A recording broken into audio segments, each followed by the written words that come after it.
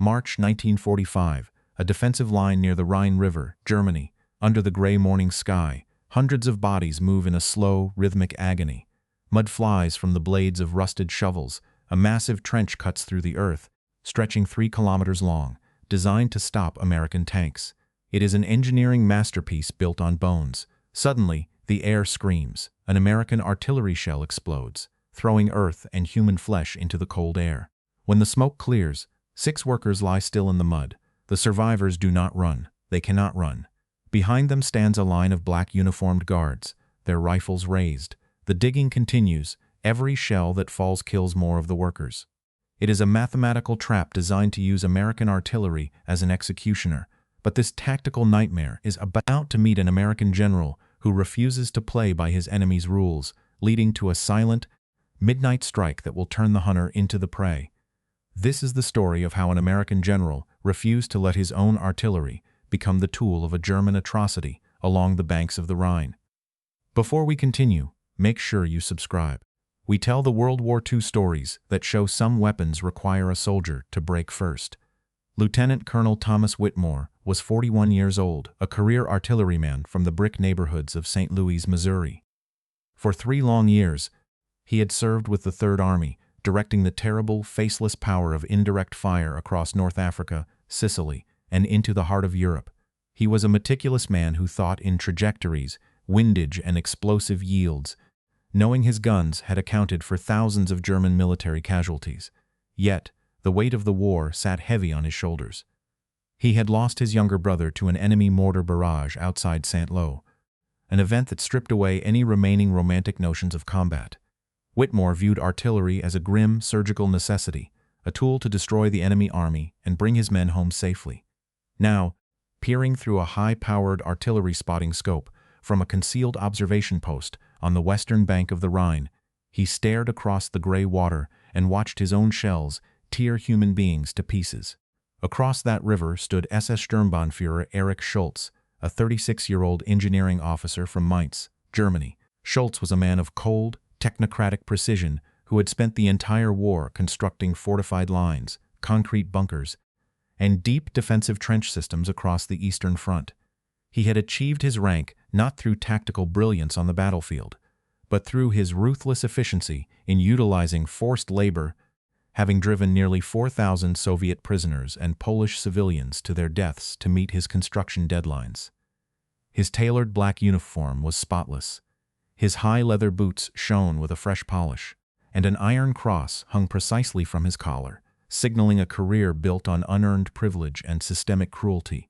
To Schultz, human beings were merely raw material, a biological currency to be spent in service of the Reich. He watched the American artillery shells rain down on his construction site with an expression of detached satisfaction, fully aware that the blood staining the newly dug earth belonged to his own countrymen. By March 1945, the German war machine was fracturing into pieces, yet its resistance grew more desperate as Allied forces closed in on the Rhine River. The grand strategies of Berlin had collapsed into localized brutality, with retreating units tearing up infrastructure and forcing everyone from children to old men into uniform or labor gangs. Across the Western Front, the chaotic retreat meant that traditional military laws were ignored by fanatical officers looking to buy days or even hours against the inevitable collapse. Millions of displaced people, prisoners, and local citizens found themselves trapped between advancing American armor and the fanatical rear guards of the SS. In this atmosphere of frantic defense, many Allied commanders had grown numb to the collateral damage of their own overwhelming firepower. Standard operating procedure dictated that any enemy engineering work, especially a massive anti-tank ditch that could trap tanks during a river crossing, had to be suppressed with continuous artillery fire. For weeks, various American sectors had let the shelling continue, accepting the grim reality that civilians were caught in the middle because military necessity demanded the destruction of the obstacle. The fear of a stalled river crossing, which could result in thousands of American casualties, usually overrode any hesitation about the identities of those holding the shovels. The standard calculation of war stated that the objective was everything, and the cost was simply something to be recorded later in a ledger. But the 3-kilometer scar across the eastern bank of the Rhine was growing larger every hour, and the bodies were piling up beside it. Lieutenant Colonel Whitmore stood inside the command tent, his knuckles white against the edge of the map table. Captain Robert Vance, an intelligence officer from Columbus, Ohio, looked up from a stack of fresh aerial reconnaissance photographs. "We need to check the coordinates for the afternoon fire mission," Captain Vance said. "The coordinates are accurate, but the targets are wrong," Whitmore replied, his voice flat. "My observers just watched 6 more civilians die from our morning barrage." Vance sighed, tapping a pencil against the map. "Sir, that anti-tank ditch is 3 kilometers long. If they finish it, our tanks will be funneled into a kill zone when we cross the river. The division order states we must disrupt the construction." "We are not disrupting construction," Whitmore said. "We are performing executions for the SS officer over there. He is using those people as human shields." Vance shook his head. "They are enemy citizens digging an enemy fortification. The tactical manual says any engineering operation under fire must be suppressed." "The tactical manual did not anticipate an SS commander who wants his own people dead," Whitmore answered. "He is rotating fresh workers from the nearby villages every time our shells clear out a section. He has 2,000 more waiting. Sir, with respect, we cannot just stop firing because the enemy is cruel," Vance said, his tone rising slightly. "If we stop, the ditch gets built. If the ditch gets built, our infantry dies on the banks. It is a necessary evil." "There is nothing necessary about helping a war criminal manage his labor supply," Whitmore said.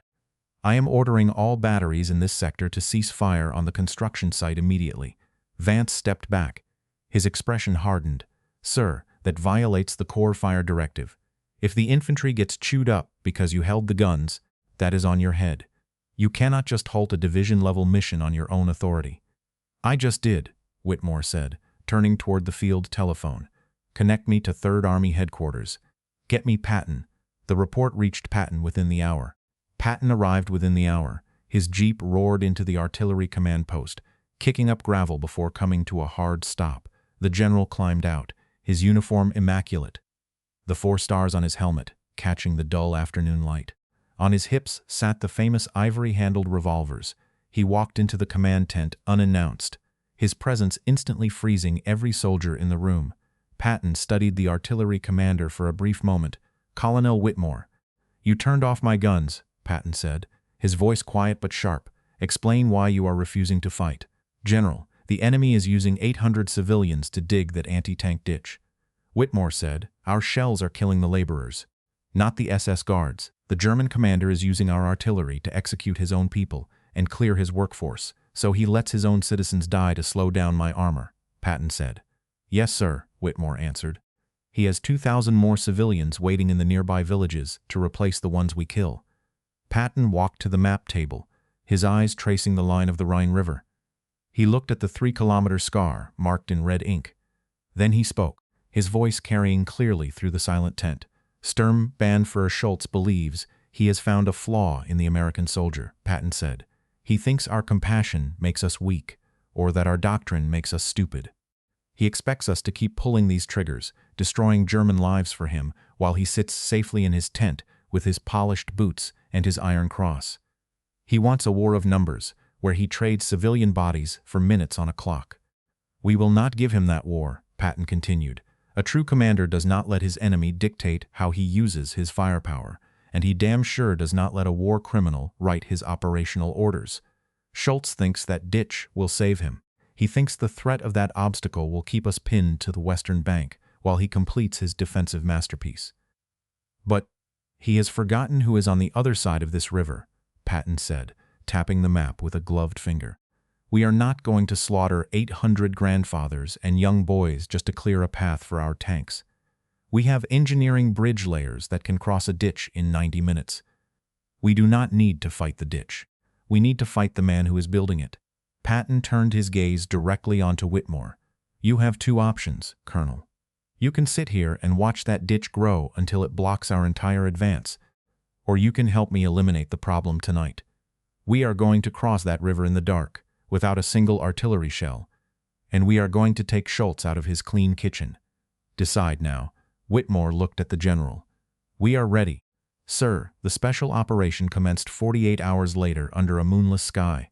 60 American Rangers slid their small canvas assault boats into the black, rushing waters of the Rhine. They paddled in absolute silence, the muffled dip of their oars hidden by the natural drone of the river. Reaching the eastern bank at precisely 2 o'clock in the morning, the men moved through the freezing mud toward the silhouette of the construction site. The air smelled of wet earth and distant wood smoke. 30 SS guards walked the perimeter, their uniforms dark against the snow patches, completely unaware that the American artillery had been replaced by blades and silenced pistols. In 18 minutes, the Rangers eliminated every guard without a single shot being fired. They swarmed the heated command tent, bursting through the canvas flap.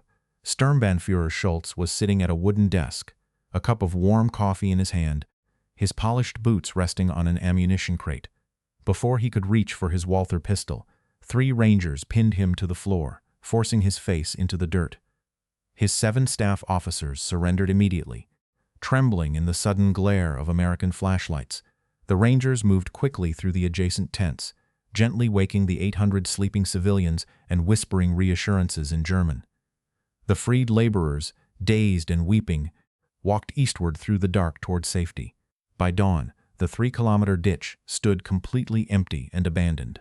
Lieutenant Colonel Whitmore went home to St. Louis after the war ended, surviving the conflict to become a prominent civil engineer in his home state. He spent 35 years designing massive steel bridges and concrete highways, helping to rebuild the peacetime infrastructure of his country.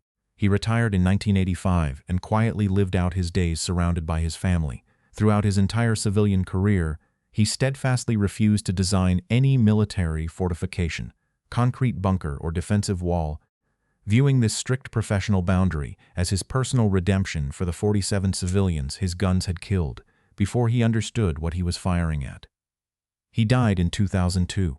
Erich Schultz did not escape the consequences of his actions along the Rhine. Following the German capitulation, he was arrested by military authorities and tried before a military tribunal at Nuremberg. His extensive record of forced labor operations, including the documented 4,000 deaths under his command across Europe, was presented as evidence by the prosecution. He was convicted of crimes against humanity and was hanged for his actions in 1947. Patton himself never spoke about the night raid publicly, keeping the operational report tucked away inside a locked drawer in his desk. He mentioned the incident only once in a private letter to his wife, noting that sometimes the best way to destroy an obstacle is to simply remove the man who ordered it built. Some historians have argued that Patton's decision to halt the artillery fire and launch a high-risk commando raid was an unnecessary tactical gamble that deviated from established military doctrine and risked elite infantry units. Others have argued the opposite, maintaining that the unorthodox operation saved hundreds of civilian lives while successfully neutralizing a dangerous defensive obstacle through flexible, humane leadership. What is certain is that the partially completed anti-tank ditch was easily bridged by 3rd Army engineers in 90 minutes, allowing the crossing to proceed without delaying the final Allied advance into Germany. If you had been in Patton's position, would you have done the same? Or would you have continued the artillery barrage to guarantee the safety of your crossing? Let us know in the comments. And if you want more stories about how some weapons require a soldier to break first, make sure to subscribe.